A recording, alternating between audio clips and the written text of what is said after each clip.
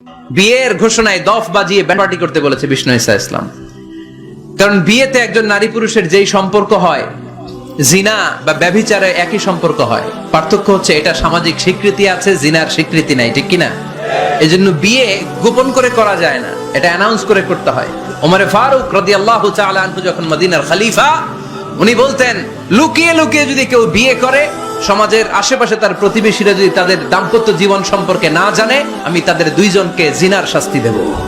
কারণ লুকিয়ে বিয়ে করা যায় না, সবাইকে জানিয়ে অ্যানাউন্স করে সবার দোয়া নিয়ে বিয়ের পিড়িতে বসতে হয়। চিল্লায় বলেন ঠিক কিনা?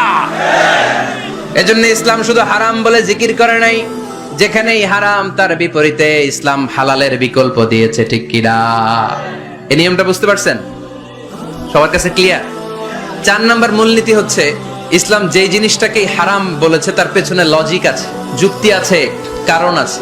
3টা কারণ থাকার কারণে কোনো বিষয়কে ইসলাম হারাম বলে। হয়তো সেটা খাবিস, অপবিত্র, যেমন পেশাব পায়খানা খাওয়া যাবে, হালাল না হারাম? কারণ এটা অপবিত্র, ঠিক কিনা?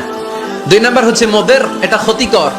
ইয়াবা খাওয়া, গাঞ্জা খাওয়া, সিগারেট খাওয়া, হ্যাঁ, স্মোকিং কজেস ক্যান্সার। ধূমপানে কি হয়?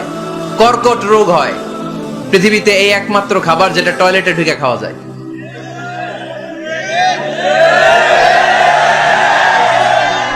সিগারেট ছাড়া, এটা ছাড়া, এটা কোন খাবার টয়লেটে বসে খাওয়া যায়?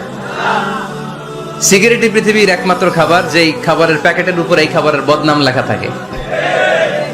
কালিয়ারার বাজারে এক ধরনের বিস্কুট আসছে মনে করলেন, দেখলেন যে বিস্কুটের গায়ের মধ্যে লেখা এই বিস্কুট যেই খাবে তারই ডায়রিয়া হবে। খাবেন? দোকানের দোকানওয়ালারা কি কইবেন? তোরটা তুই খা, তোর ডায়রিয়া হোক, তোর 14 গোষ্ঠীর হোক, আমরা খাবো না টাকা দিয়া, ঠিক কিনা? কিন্তু কি আজীব তামাশা, এই সিগারেটের উপরে লেখা এটার বদনাম, যে এটা খেলে কি হয়? ক্যান্সার। এরপরও আমরা খাই। তারপর এটা হয় টোবাকো প্ল্যান্টস থেকে, তামাক পাতা থেকে। কালিয়ারায় তামাকের চাষ হয় নাকি? তামাক পাতা কেউ দেখছেন? এটার আবার বেড়া টেরা লাগে না, কারণ ছাগলও মুখ দেয় না। কথা কি বুঝতেছেন? তো যেটা ছাগলেও মুখ লাগাইলো না, আশরাফুল মাখলুকাত হয়ে, আল্লাহর শ্রেষ্ঠ জীব হয়ে আপনি এটা মুখে লাগাইতে পারেন? গোটা বিশ্বে এই ধূমপানের কারণে লক্ষ লক্ষ মানুষ অকাল মৃত্যুতে ঝরে পড়ছে। এটা হালাল না হারাম? কারণ এটা মোদের, এটা ক্ষতিকর। ইসলাম আমাদেরকে মূলনীতি শিখিয়েছে, লা দারারা ওয়ালা দিরার। নিজেরও ক্ষতি করতে পারবা না, অন্যেরও ক্ষতি করতে পারবা না। আইনটা কার? তাহলে কোন জিনিস হারাম হওয়ার পেছনে 1 নাম্বার লজিক, সেটা হয়তো অপবিত্র, কিংবা সেটা ক্ষতিকর, অথবা ওইটার মধ্যে অশ্লীলতা আছে। আওয়াজ করে যুবকরা উত্তর দাও, মোবাইলের ভেতরে পর্নোগ্রাফি দেখা হালাল না হারাম? ব্লু ফিল্ম দেখা হালাল না হারাম? নেকেড ভিডিও দেখা হালাল না হারাম? কারণ এটা অশ্লীল, ঠিক কিনা? তাহলে যেটা হারাম, 3টা কারণে কোন জিনিসকে ইসলাম হারাম বলে অ্যানাউন্স করেছে। হয় এটা অপবিত্র, নয় এটা ক্ষতিকর, নয় এটা অশ্লীল। কয়টা?